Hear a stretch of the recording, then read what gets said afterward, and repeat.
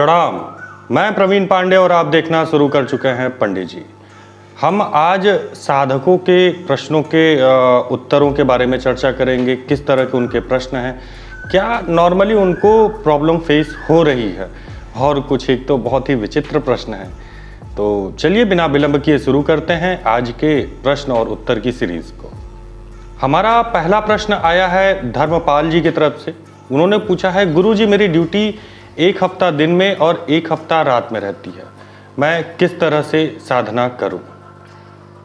तो देखिए धर्मपाल जी, सिंपल सा इसका उत्तर है कि आपकी ड्यूटी एक हफ्ता दिन में रह रही है, एक हफ्ता रात में रह रही है। तो ऐसा तो है नहीं कि बिना बताए ही बोल दिया जाए कि धर्मपाल जी आज आपको जो है रात में आना है, और रात में आप करके जाएं तब तक बोल दिया जाए नहीं आप घर पहुंचे तब तक बोल दिया जाए सुबह आना है। आपको पहले से ज्ञात होता होगा कि आपको कब रात में जाना है, कब दिन में जाना है।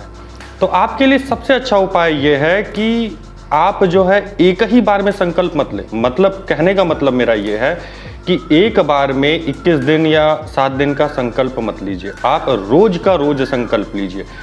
फॉर द एग्जाम्पल, मैं आज पूजन करने के लिए गया, मैंने हाथ में जल लिया और संकल्प कर लिया आज के लिए कि माँ मैं ये जो पूजन कर रहा हूँ ये आपको समर्पित है। माँ मैं आपके आज्ञा से आज इस मंत्र का जाप करूंगा, इसमें जो भी त्रुटियां हों उन्हें क्षमा करिएगा। ऐसा कहकर आप संकल्प ले लें। पूजन होने के बाद, जप होने के बाद आप उसको समर्पित कर दें। ठीक है, मुझे लगता है कि आपको आपके प्रश्न का उत्तर मिल गया है।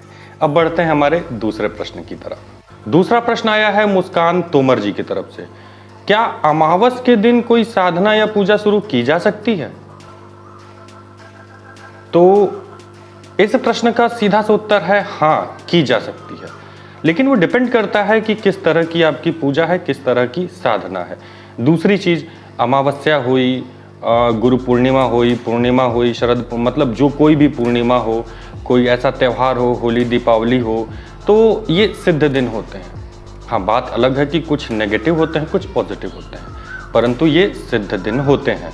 अगर आपने करीब 21,000 बार, 51,000 बार अथवा 1,00,000 बार, 1,25,00,000 बार, जितने भी आपने मंत्र जप किए हुए हैं, अब आपको वो मंत्र जप किए हुए मान लीजिए 1 महीना हो गया, तभी अचानक ही आपको पता चला कि अरे कल जो है अमावस्या है, तो आप अमावस्या के समय आप संकल्प लेकर मंत्र का जाप कर सकती हैं। इसके बहुत अच्छे फल होंगे, पर इसमें कुछ सावधानियां भी रखनी चाहिए। इसमें एक छोटा मोटा घेरा लगा लीजिए, या तो गायत्री मंत्र से लगा लीजिए या किसी और चीज़ से लगा लीजिए, लेकिन एक घेरा ज़रूर लगा लीजिएगा। अब हम बढ़ते हैं अपने तीसरे प्रश्न की तरफ। हमारा तीसरा प्रश्न अजय कुमार जी के तरफ से आया है। घर में या मंदिर में जप करने के बाद आरती करना बहुत ज़रूरी है क्या गुरुजी? तो देखिए अजय मान्यवर, पूजन करने के बाद, मंत्र जप करने के बाद आरती करना बिल्कुल आवश्यक है। जिस तरह से भोजन करने के बाद हम जल ग्रहण करते हैं, या इसे इस तरह से समझिए, अगर कोई रिश्तेदार, अतिथि या कोई पूजनीय आपके घर आता है, घर आ रहा है, आपने उसे आसन दिया, भोजन कराया, और फिर जाते वक्त न उसे आप प्रणाम कर रहे हैं, न कुछ और बोल रहे हैं उससे, तो उसको कुछ अजीब सा फील नहीं होगा कि घमंडी हैं, अपने आप को दिखा रहे हैं?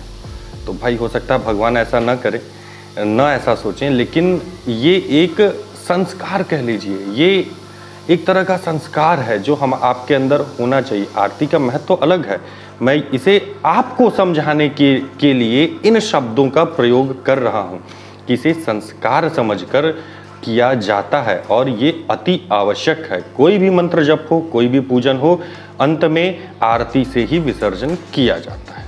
अब बढ़ते हैं हम अपने अगले प्रश्न की तरफ। बेसिकली ये प्रश्न नहीं है, कालेश्वरी जग कुछ ऐसा ही नाम है। उन्होंने लिखा है, भाई साहब आप करोड़पति बना देते हैं, बहुत कुछ कर देते हैं, आप कहाँ तक पहुँच गए अभी? यह मंत्र जप करके कोई एरोप्लेन, हेलीकॉप्टर कुछ खरीदा है या नहीं?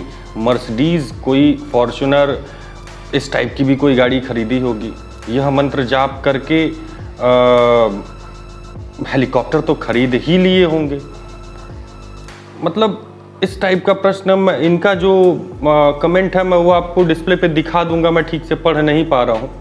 इसमें बंगला आदि खरीद लिए होंगे, मुंबई में आपने घर ले लिया होगा, बंगला ले लिया होगा। झूठ की कोई सीमा नहीं, थोड़ा सच बोलना सीख लो। अगर मंत्र से होता तो तुम लोग वही कपड़े ही, मतलब तुम लोगों को कपड़े पहनने के लिए होते।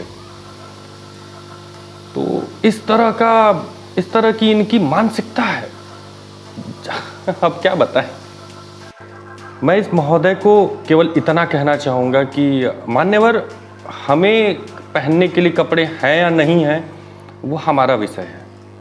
और मैं अभी ये भी बताऊंगा कि इस तरह से वस्त्र हम क्यों धारण करते हैं। और रही बात कि मंत्र से करोड़पति, मर्सिडीज़ खरीदी कि नहीं आपने, हेलीकॉप्टर तो खरीद ही लिया होगा, एरोप्लेन खरीद ही लिया होगा, चार्टर्ड प्लेन तो होंगे ही होंगे। देखिए, मैंने कभी भी अपने वीडियोस में या मेरे मुख से आपने ये नहीं सुना होगा कि इस मंत्र का जप कर लीजिए आपको 2 किलो सोना मिल जाएगा, आपको इतना पैसा मिल जाएगा। मैं हमेशा से यही कहा हूँ कि रास्ते बनेंगे, करना आपको स्वयं ही होगा। आपने किस तरह से मेरी वीडियोस को देखा है, किस भाव में उसे समझा है, ये आप ही समझें। मुझे आप पे क्रोध नहीं आ रहा है, आपकी मानसिकता पे तरस आ रहा है कि आप बिना कुछ जाने ही, वो कहा जाता है ना, नीम हकीम खतरे में जान, कुछ ऐसे ही एक कहावत है।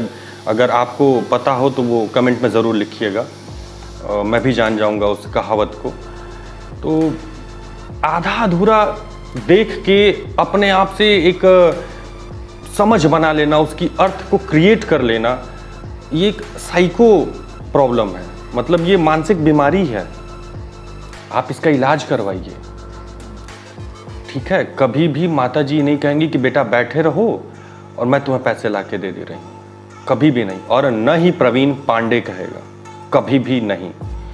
रही बात कि हमें पहनने के लिए कपड़े नहीं है, मैं आपसे मांगने नहीं आया कभी। मैं हर चीज़ की जो अहमियत होती है उनको जानता हूँ। मैं यहाँ पे वीडियो बना रहा होता हूँ, ये धोती ओढ़े रहता हूँ, इसका मतलब ये नहीं कि मैं धोती ही पहनता हूँ। ये पर्सनल, थोड़ा सा पर्सनल है कि कपड़े नहीं है। ठीक है, कपड़े नहीं है, कभी मैं मांगा तो नहीं आपसे। मैं धोती ही पहन रहा हूँ, वीडियो बनाते पहन रहा हूँ या पूरे जीवन में पहन रहा हूँ, ये मेरा विषय है और मैं खुश हूँ इसमें। आपको इसमें कोई तकलीफ नहीं होनी चाहिए।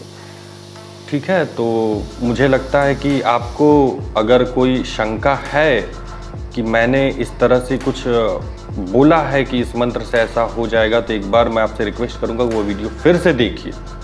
मेरा व्हाट्सएप नंबर है, आप मुझे व्हाट्सएप करिए, मैं चीज़ों को क्लियर कर दूंगा। जो चीज़ मैंने नहीं की, जो आडंबर मैंने नहीं किया, उस चीज़ के लिए फिर मुझे दबना किस चीज़ का। चलिए फिलहाल छोड़िए इन बातों को, बढ़ते हैं अपने अगले प्रश्न की तरफ। अगला प्रश्न है करुणा यशोदा जी की तरफ से। हमें किस दिशा में बैठकर नावाण मंत्र, दुर्गा सप्तशती और महामृत्युंजय का जाप करना चाहिए? कृपया मार्गदर्शन करें पंडित जी। देखिए करुणा यशोदा जी, मैं कई बार बता चुका हूँ, फिर से आपको बताता हूँ, आपके माध्यम से सभी लोगों को बताता हूँ कि उत्तर और पूरब दिशा हमेशा ही शुभ होती है। आप इनकी तरफ मुख करके अपना कोई भी मंत्र जाप कर सकती हैं, वो शुभ फलदायी होगा। आज के लिए बस इतना ही, मिलते हैं फिर अगली वीडियो में, तब तक के लिए प्रणाम। हाँ, एक रिक्वेस्ट आपसे ज़रूर है, वीडियो सब्सक्राइब क्यों नहीं करते हैं? चैनल को सब्सक्राइब कर लिया करिए। अगर मेरे द्वारा दी गई जानकारी अच्छी लगे तो उसे शेयर ज़रूर करिए, कमेंट किया करिए। भाई ये ठीक है कि मैं हर एक कमेंट का जवाब नहीं दे पाता हूँ, लेकिन भरसक कोशिश करता हूँ कि आपके कमेंट्स का जवाब दूँ। चलिए, प्रणाम।